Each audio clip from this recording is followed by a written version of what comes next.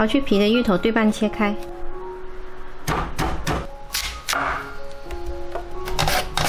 再把它刨成丝。好啦，一个芋头刨出来满满一盆。再来把虾仁切成丁，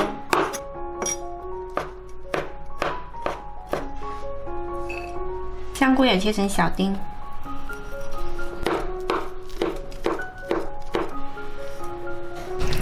再来洗一块猪腿肉，用腿肉呢有瘦有肥，但没有上层那么肥。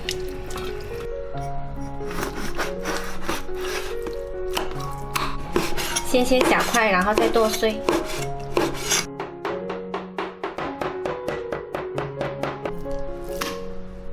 取个雪平锅，加入少许油，把肉末放进来炒香。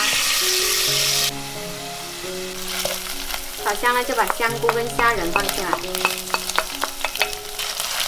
再淋入2勺生抽，炒香了之后就关火，摊开放凉。放凉了加到芋丝里面来，再来切点香葱。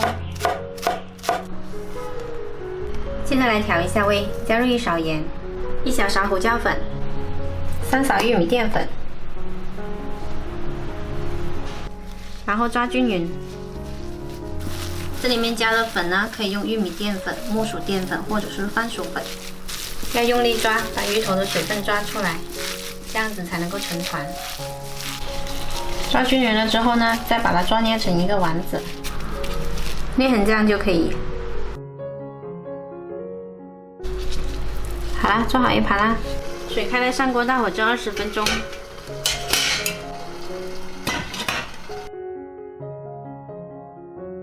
好了，时间到。哇，好香哦！